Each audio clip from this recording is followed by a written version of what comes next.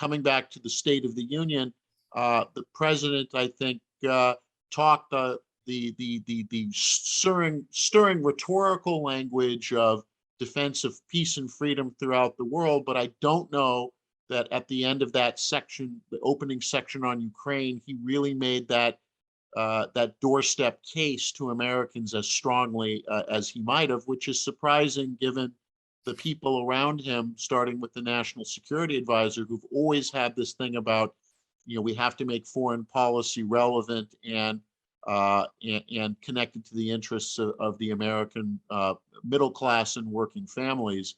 But I think it's exactly as you said, and why we appreciate that you're coming on to a podcast appropriately named The Doorstep, to try to get that message out to the extent that even we can try to reach out to the generations that don't necessarily watch not McNeil Lehrer, the news hour anymore, but will watch TikTok. Yeah. Nick, I think it's even more surprising though for the everyday president. Joe Biden is, an average guy. He didn't go to the Ivy League and he uses ordinary language and he's sort of an aw shucks kind of guy. So the fact that they missed that is, I think, a pretty gross oversight. So if you need to boil it down, why does this conflict matter?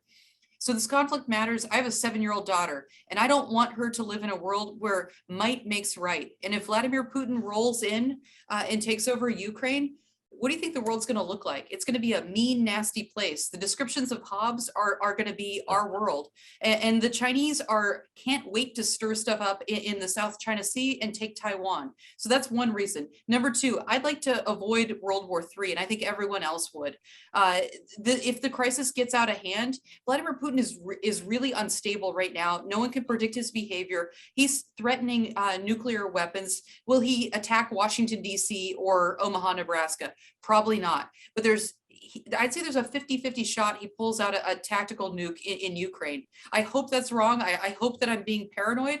But it's very scary, and we need to be prepared. And then I think the third reason is we have an obligation as humans to help refugees and people who are suffering, innocent victims who've done nothing wrong. And there's going to be millions of refugees right now. And if we can help them as humans, we have to do it.